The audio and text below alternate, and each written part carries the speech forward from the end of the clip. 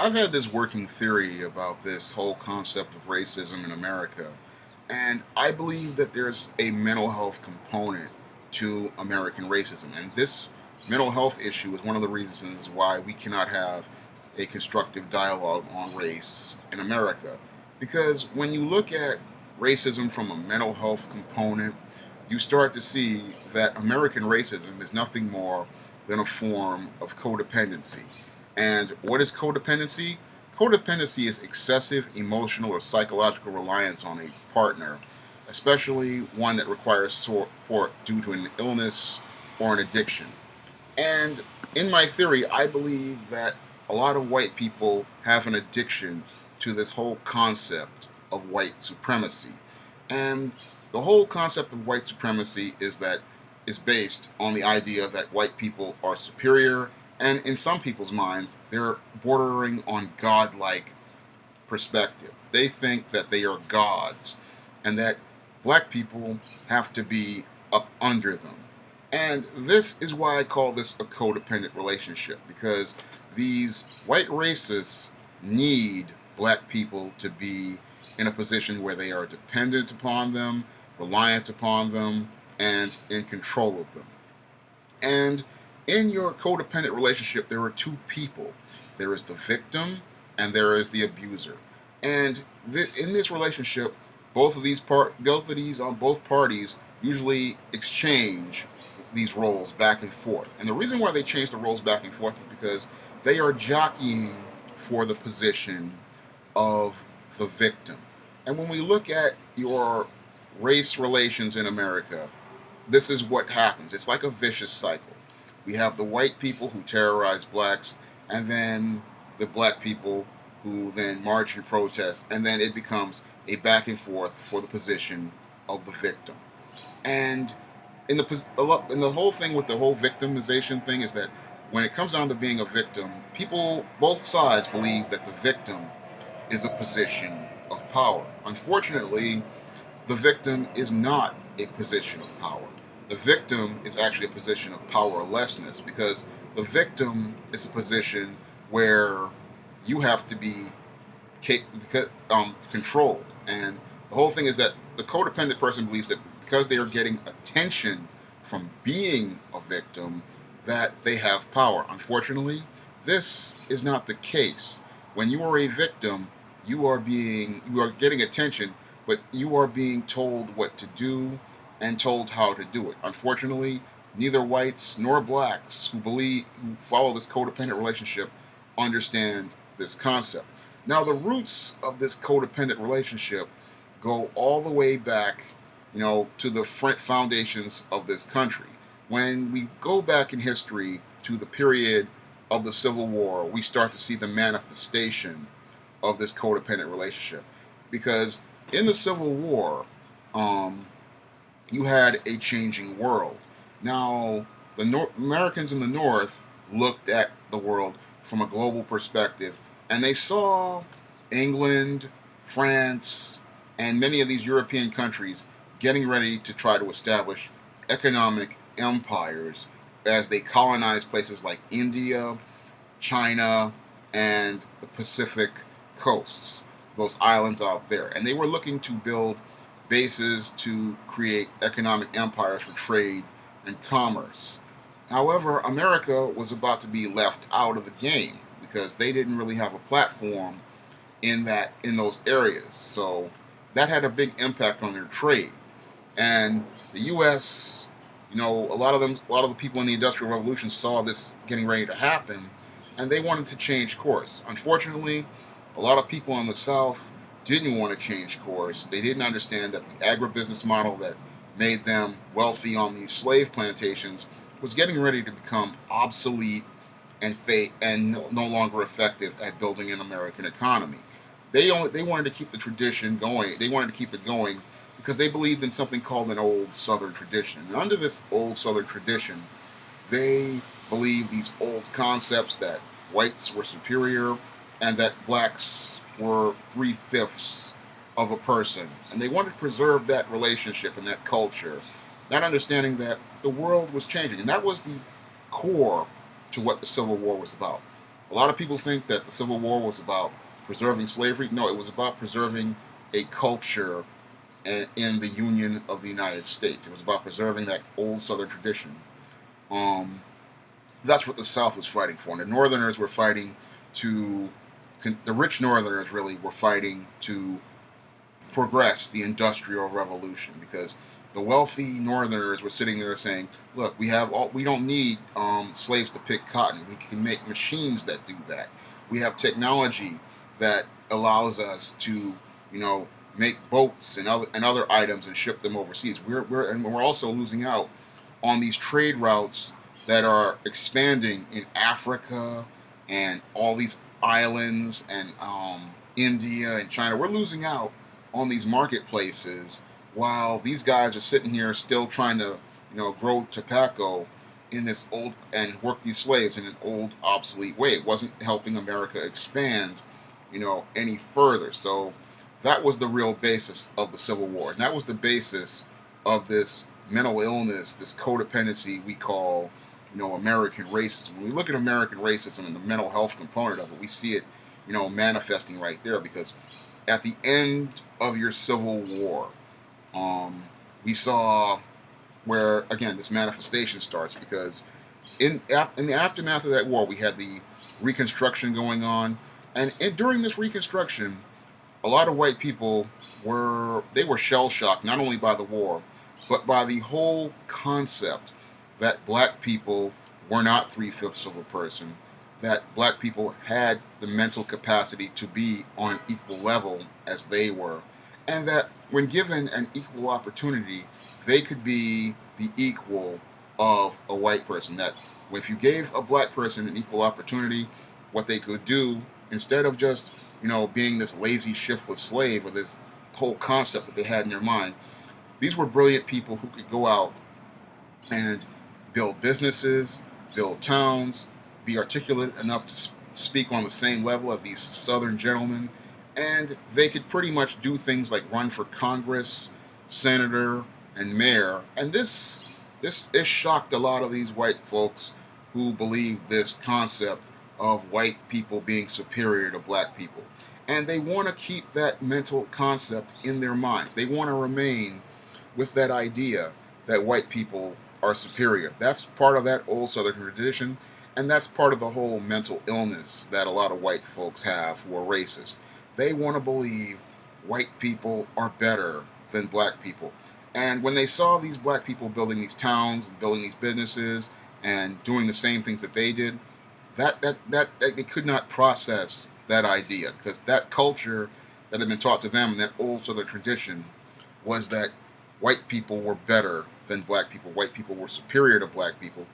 And it really upset them. And that's why they became so angry. And their real anger, was not only due to their idea, to having their own, ideas shattered in their mind, but they were also angry about losing the war, and they were also angry at rich white people who were pretty much who had taken control over the Union of the United States and were setting their own course. But because they could not take their anger out on those rich white people, they decided to terrorize black people. And they wanted to terrorize black people so that they could maintain their codependent relationship with them. They knew if black people started to really refute many of these concepts that they had about black people, that it would pretty much, they couldn't live anymore. They couldn't live with that mind, that idea. So that's why they made efforts to try to tear down anything that black people created, because they wanted to maintain this idea in their mind that black people were superior. And this codependency, it pretty much showed in all of their actions. This is why they would burn down towns. This is why they would burn down black businesses. This is why they would lynch people, because they felt uncomfortable around the whole idea that black people were intelligent and black people were on the same level as they were. They wanted to remain in a superior position.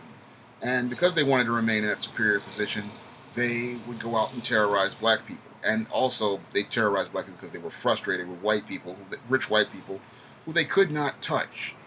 And but I'm going to continue talking about the mental health aspects of it, because this is the codependency. You know, the whole thing is that your white people who are racist pretty much believe they are victims. They believe they are, and that victim manifest mindset comes from that loss of that civil war, and because they feel that they were victims of the civil war and that they lost the civil war, they get angry at black people and they want to take their anger out on black people. And as black people become victims of these racist white people, it becomes a back and forth. And that's where the back and forth comes from. And that's why you can't really have a dialogue on race, because no one wants to admit that their side is wrong. They want to continue going back and forth, jockeying for this victim position. And in that victim position, they believe they have power. Because the white Southerners who lost the war believed that in the victim position, they would have power and they would have control. And then you had the black people who adopted the same mindset, believing that if they were in the victim position, they would have power and control. Unfortunately, when you are in a codependent relationship, the victim is not the one with the power, because the victim is the one that pretty much, while they're getting attention, they're the one that are being dictated to. They're the one who have to follow the terms of whoever's paying attention to them. And we see this, manifested in its evolution with the whole welfare state. When we look at the welfare state, it's black people. Yes, they are in poverty, but they are being dictated to. They are being controlled. The same thing with poor whites. They're being dictated to by your Democratic Party, which loves this welfare state, and they love creating policy because they want to maintain a codependent relationship with blacks and whites, where they jockey for this position of the victim, where they continue to go back and forth with each other. And the whole thing with with this whole victim mindset of codependency is that it's a downward spiral, and that's why there has been such a big decline in America competitively over as I say, the last 40 or 50 years, because everybody is jockeying for that victim position, and they're thinking it's power when it's not power at all. It's allowing somebody else to have power over you, and they're going to try to tell you how to live. And we see this, manifested in many of these liberal and democratic policies, like these nanny state things they want to do, like regulating how much sugar you eat, what type of bags you carry. And that's, again, more codependency. We want to control you. We want to tell you how to live. And we want to be, so we can manifest some sort of superiority over you, so we can have some sort of, power and control. And that's what they want to do. That's what they want to do with black. That's what they're doing. That's what white people want to do with black people. They want to be able to say, as long as this black man is at the bottom, I have a sense of power. I know that I'm poor. I know that I'm a loser. But as long as this black man is at the bottom, I know that there is a bottom. And when black people start rising, they know that there is no more bottom for them, and that they really start to see how mediocre they truly are. Because that's what's making a lot of white people upset these days. When they see a President Obama, they know that there is no more bottom. And that scares a lot of white people, just like it scared a lot of white people during that Civil War. In the aftermath of that Civil War, they got scared because they knew, as long as when these Negroes start rising, there is no bottom, and that if they're rising to the top, that I'm falling to the bottom, and they can't stand the whole idea that white is not as superior as they think it is, and that they don't really have any power. And that's what really scares a lot of these white folks, and that's the big problem with this whole racism issue, because that's where the codependency is. And when you look at the whole codependent relationship and you see it, from that panoramic perspective, you see that there's a big mental health component to race and race relations in America. And the sad part is no one wants to talk about it from that perspective. They don't see that a lot of these white folks and even some of these black folks live to be in that codependent relationship. They live to jockey for that victim position. And it's become a cottage industry for quite a few people, like your black pastors and your armchair intellectuals, because they make a lot of money pandering to people who want to live and jockey for that victim position. And there are even factions like your pro-blacks who enjoy, making money off of people in that victim position. And they enjoy being victims, and there are white people who like being victims, and that's what the Klan pretty much was. It's a clan of victims. They like being, in that victim position. These Negroes, these Mexicans, it's always somebody else's fault. It's always somebody's making it bad for me, and never, any sort of introspection or self-reflection, self-examination. No one wants to do that in America, regarding their lives. No one wants to be interdependent. No one wants to take responsibility and say, you know what, it was us who did this. Because when I look at even cases like the recent 2008 collapse, no one wants to say that, it was these rich bankers and hold them accountable. No one wants to take responsibility and say, I bought a house I couldn't afford. And when it comes down to Americans, it's always somebody black or somebody Mexican or somebody else. And it's never any sort of personal responsibility. And that's the big problem, with this whole race issue, is that people have gone into this whole victim mindset where they go back and forth with each other. And they don't want to take a look at, their part in it. And when you deal with codependence, they just don't want to acknowledge, that that as long as you are alive, you have power and control over your life, and it's based on the choices that you make. Your life is what the choices that you make. If you make bad choices, you cannot blame somebody else for your choices. You can't sit here and say it's somebody else's fault. But this is the mindset that not only blacks have learned, but whites have learned, and it's dragging America into the sewer.